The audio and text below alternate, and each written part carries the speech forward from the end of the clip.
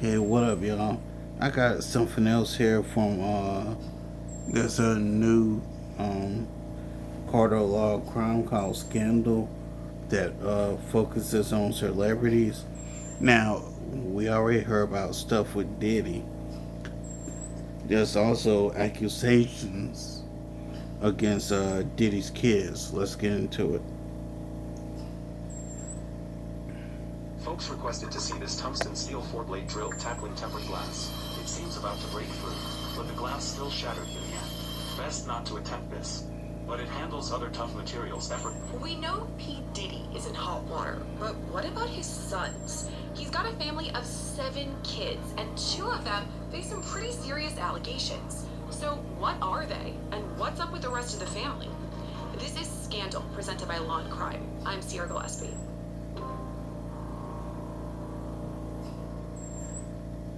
P. Diddy has a pretty big family. I mean, he has 7 kids, 4 daughters. He has 3 sons with 4 different women. I mean, it's a blended family. And honestly, from photos, they look really cute. Like, they celebrate Christmas together. They celebrate graduations. It looks like one big happy family. However, 2 of his sons are actually listed in civil lawsuits involving their dad as the defendant. Here's where we've got to mention the allegations against Sean Combs, P. Diddy, before we get into everything going on with his kids. Multiple civil suits have been filed against P. Diddy, listing him as a defendant, and a lot of them allege that he sexually assaulted the plaintiff or he harassed them. Some of these allegations include that he drugged them, that he forced them to participate in freak-offs, a lot of different things going on in all the civil suits. And that eventually led to federal raids, which eventually led to federal charges. He's been indicted and actually right now is being held at the Metropolitan Detention Center in Brooklyn on some federal sex crimes charges. He's set to go to trial next month and has pleaded not guilty. And again, just want to remind everyone, these are all allegations that he's facing. Diddy's family, though, has been there to support him since he was arrested. They've appeared a couple times at some of his court hearings. So let me really quick break down his family tree. The oldest is Quincy Taylor Brown. He's 33 years old, born June 4th, 1991, and he was born to Kim Porter, a model who had a long-time relationship with Diddy, and actually record producer Al B. Sure. Now, he was named after Quincy Jones, who is actually his godfather. Here's how Diddy gets involved into all of this, though. When Quincy's just 3 years old, his mom, Kim Porter, starts dating P. Diddy, so Diddy eventually adopted him. In his adult life, he's a singer, actor, model, very active on social media, so we've got a lot of pics from him there. The next son is Justin Combs. He's 31, and his mom is Misa Hilton.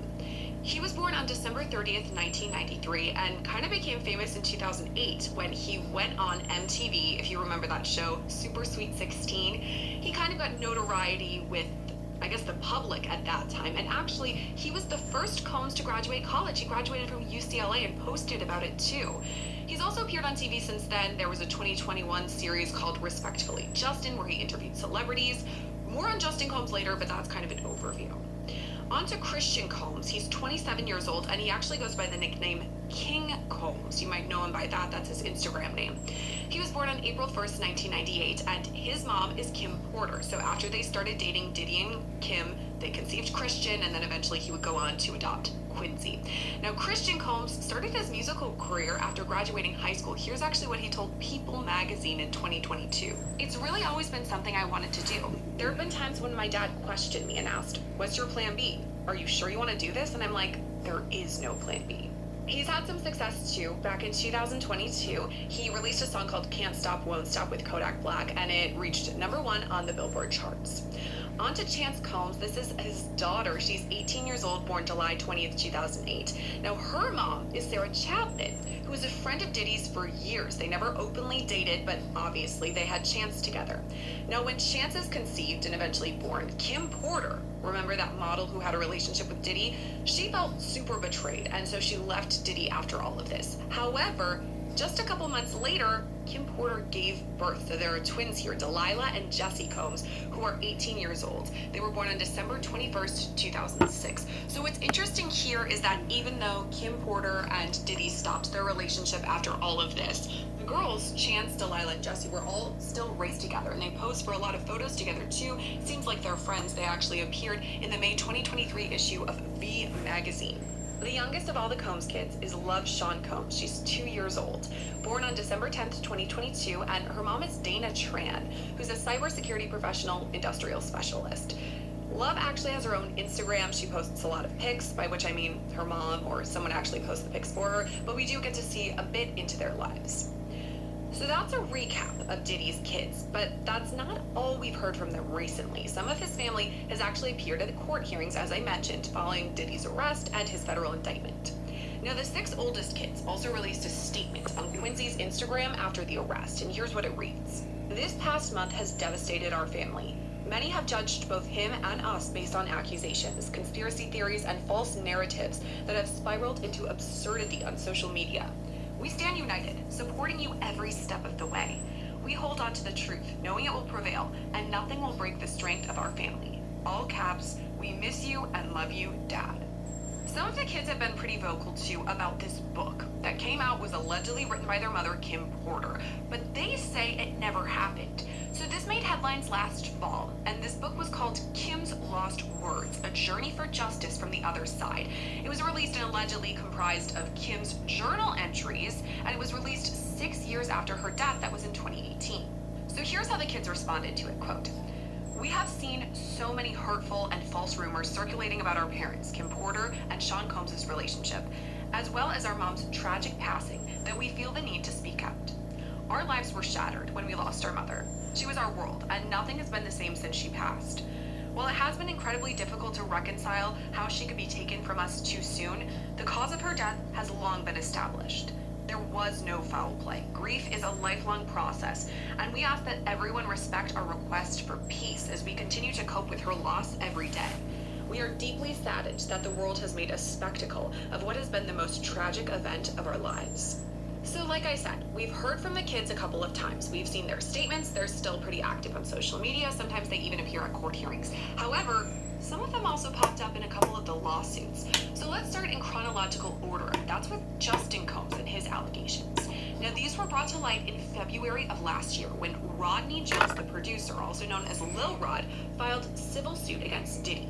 Lil Rod worked with P. Diddy for about a year when they were producing his Love album, and he has a lot of allegations against P. Diddy specifically, including that Diddy allegedly groped him and it was non-consensual, that Diddy allegedly wanted to do these naked body massages, and also that Diddy was allegedly grooming Lil Rod for gay sex. But Lil Rod also made some allegations about Justin Combs. In the lawsuit, Lil Rod introduces Justin as someone who allegedly solicits prostitutes, underage girls, and sex workers.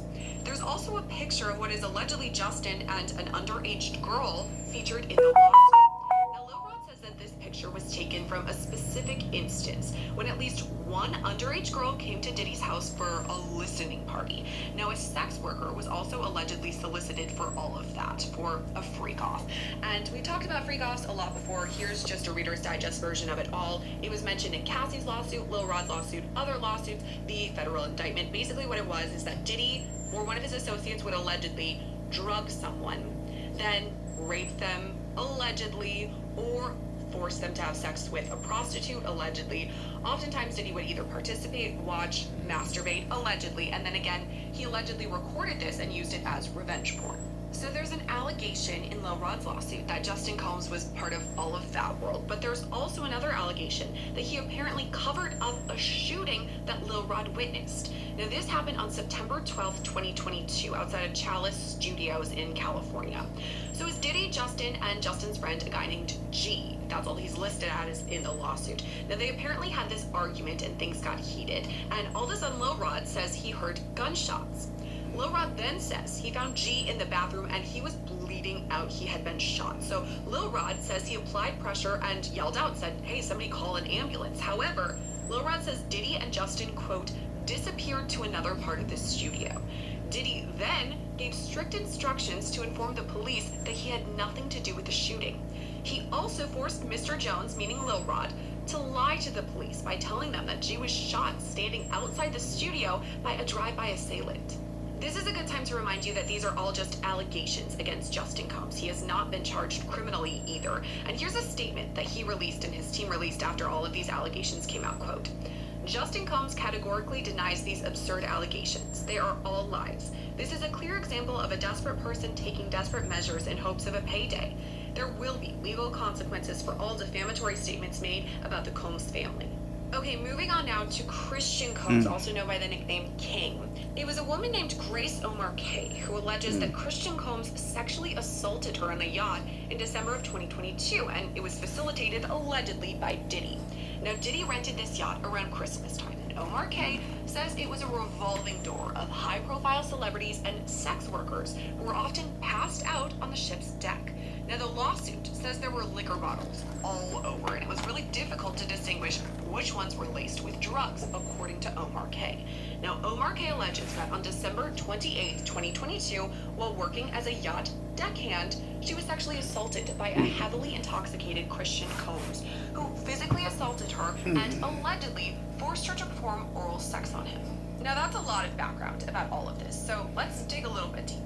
All right, here's the fun part, our interview today, and we have a great guest, Philip Dubé, former deputy public defender.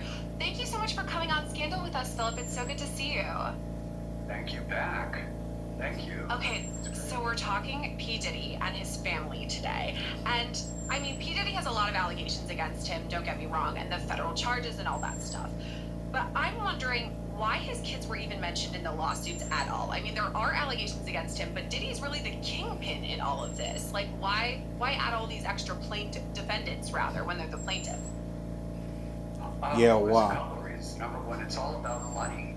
When you're filing a lawsuit, it's really not for criminal justice. It's not to make a point. It is to collect. And they are all related to what we call the deep pocket. It's an age-old expression in civil litigation that it's the one who has the bank accounts, who has all the wealth and the assets. And to be fair, it is very possible that they do have a viable claim. We haven't really seen all the evidence yet. We're just reading allegations in the civil complaint. But assuming they can prove this up, it could be quite damning for these kids. But that's the main reason why. I think the other reason why is to gain leverage against Diddy. Sometimes when you have multiple people getting deposed, they may, even just through inadvertence, testify under oath at a deposition that, Dad arranged this, we got on the boat, we did this, not even thinking or knowing or intending to implicate their own father. But that is ultimately the end game, and that is the result. It's sad and it's tragic, and it really divides families. It can be awful. Okay, that's my question, because if either of these sons are deposed and they do an interview under oath for a civil suit, could it then be used in criminal court? Because that's where Diddy is, right now he's facing federal charges. He's going to court or trial next month. I mean, could those interviews be used there? Sure. I think worst case scenario, though, the interviews would be used against Diddy. I truly believe, and this is just my spidey sense talking to me, that the U.S. attorneys, the DA's office for those jurisdictions have already reviewed the evidence. And I think they've already determined that they just don't have enough to go forward criminally. So what is plan B? You go after people civilly.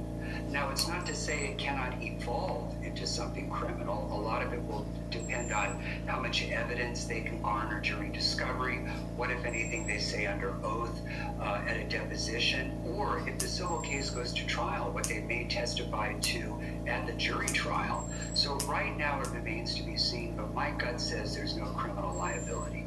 The other reason why, too, is that the feds are not going to take a criminal case that merely involves one sole victim complaining about a sexual assault. What they will do is they will defer that to the states to resolve, unless there is some type of triggering event that kind of involves interstate or foreign commerce. The feds just simply won't get involved. The enterprise aspect of it, at least as far as I know right now, based on the evidence presented, is it's all attributable to Diddy and not the kids. The kids are just there with their hand out all the time. Dad, I need this. Dad, I need that. And he's just basically bankrolling the kids. They're not the kingpins behind the entire Combs enterprise, They're, in a way, I hate to say it, they're more like witnesses and victims themselves, even though they may have done a few bad things, but not on such a large global scale. You talked about the investigation on the criminal side of things, and I tend to agree with you for that because I'm sure we would have heard something by now. And also your point that the feds wouldn't go after them if they only have one allegation or one charge. I mean, they're going after Diddy and he's got a lot of allegations against him. So I agree with that. However, I'm wondering on the civil side of things, not a criminal investigation, but civil, would there be that as well? I mean, when we're talking about these allegations against them, sexual assault or solicitation of a prostitute, would the attorneys or their team have to go through and investigate those claims? Oh, sure. And I mean, let's be honest here. Civil attorneys, plaintiff attorneys, sometimes we call them PI attorneys, personal injury, they're only taking cases if there's a payday. They're not out there to make a point, to become, media glory hounds, get their day in the limelight. No, they want to make a living. And they're not going to take a case of this magnitude, work it up when there's really no payday in the end. So they must truly, A, believe in their client, and B, feel that there were compensable damages.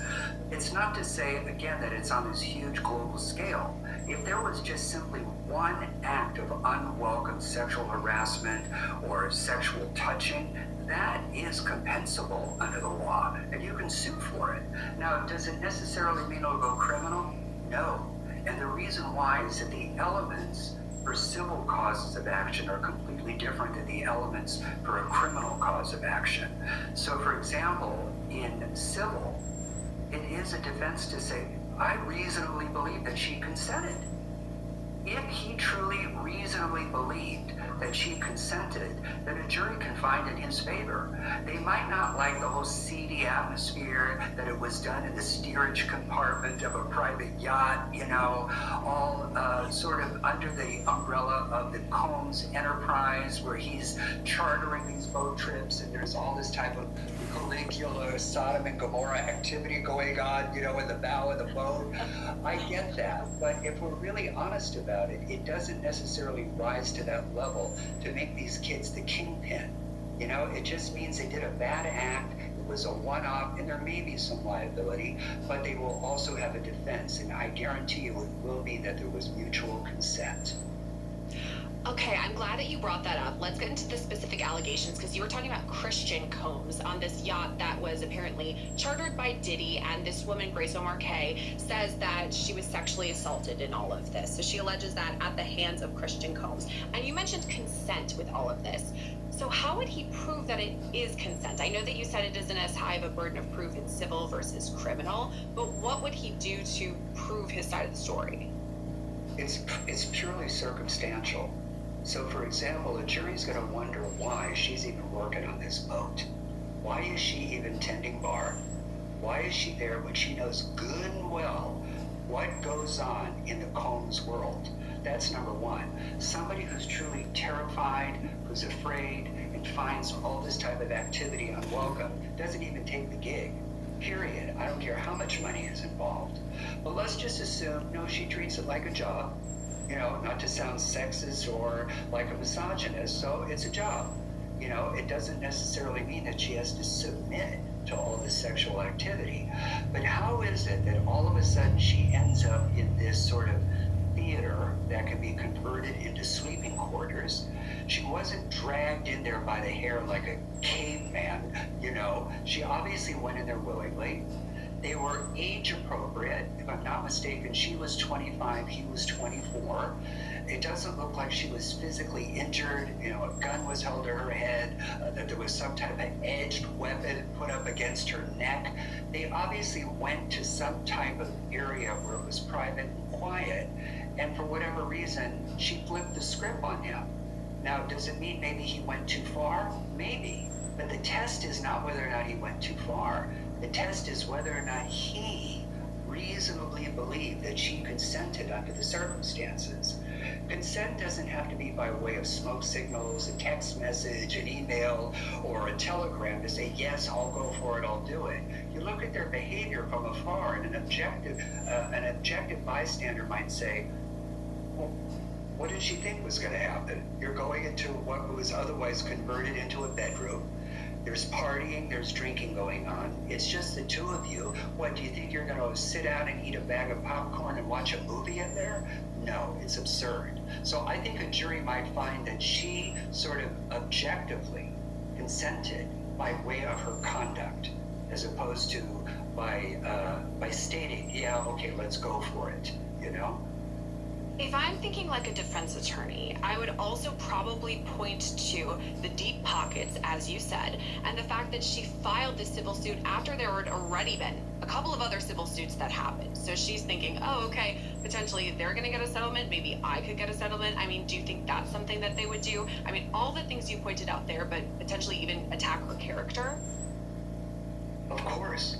You're going to try to make it look like that she is what we call the Mankay wannabe starlet who had to get her start by basically tending bar on a seedy yacht.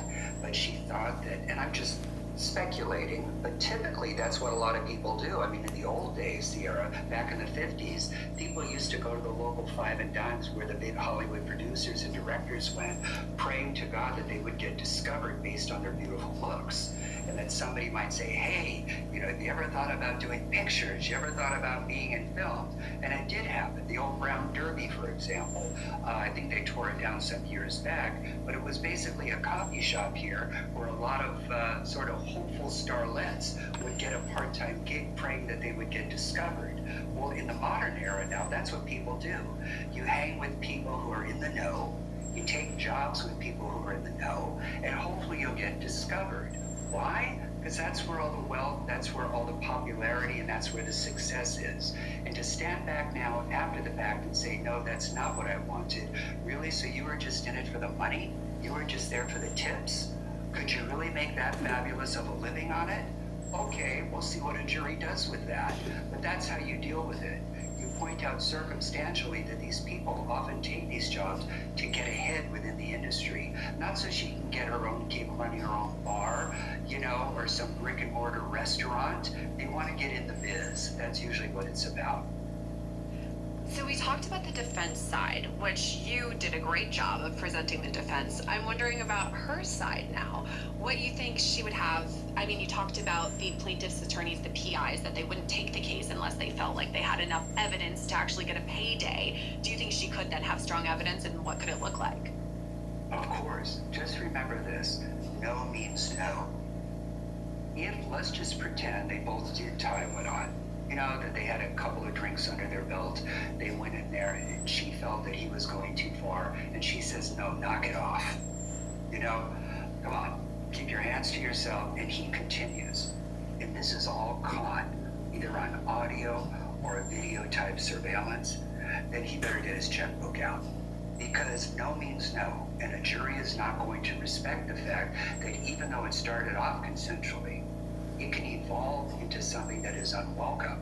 And when somebody says, no, that's not my vibe, that's not my scene, take your freaking hands off of me, and they don't, under the law, that's called a rape. It truly is. Now, is it proof beyond a reasonable doubt in a criminal arena? Maybe, maybe not. But civilly, preponderance of the evidence, you better get out his checkbook, you know? Because that, I do believe, would be a compensable cause of action. And I do think, I don't want to victim shame in any way, because it is so strong for these people, women, men, to come forward with these allegations. So I guess we'll have to see which way that one plays. So we talked about Christian. Now I want to talk about Justin too, because there's a couple of allegations here. In Lil Rod's lawsuit, there's an allegation that he solicited prostitutes and underage girls. What do you make of that allegation? If that's true, it's a crime, period. You cannot solicit anybody to have sex under most of our laws. At a minimum, at least out here in California, it is a misdemeanor soliciting a prostitute. The male is what we call the John, the female is what we call the Wendy, you know? And oftentimes in the prostitution world, the prostitutes are not these high-end call girls, you know, like the Heidi Fleises from the 90s. No, those days are over. A lot of them really are the girls who are just tricking for drug money, you know, for some Uber fare to get home, to have their next meal. So they truly are victimized by that whole illegal profession. You know, you can't get them off the streets. They need to get their own housing, their own source of income, and just make their way in life, you know? But generally speaking, I will say, though, that society doesn't care about prostitution, if we're honest. Nobody really cares that if somebody wants to go out there as an adult have sex with an adult for a few bucks, have at it. However, that does not apply when it's a child. When it is a child, and particularly out here in California, if that child is under the age of 14, not only is it a crime, but you will be going to prison and you will be registering as a sex offender for the rest of your life, period. That is called a molestation. And under most laws, a child, a minor under the age of 14, lacks the legal capacity to consent to sex, even if they articulate that they are in fact into it and want to have some form of oral copulation or intercourse. It's still illegal. So what does that mean? It means don't do it, or if you're unsure what the age of your prostitute is, card them. And if they don't have ID, abstain and go find yourself an adult, or diddle yourself, as we say, you know? But don't do it. It's not worth the consequences. No, I think it's especially extra tricky when we're talking about people who are underage, and that just is a whole other web of situations and makes it way far worse. There's also another allegation against Justin, though, too, that he helped cover up a shooting that happened near one of Diddys' studios outside.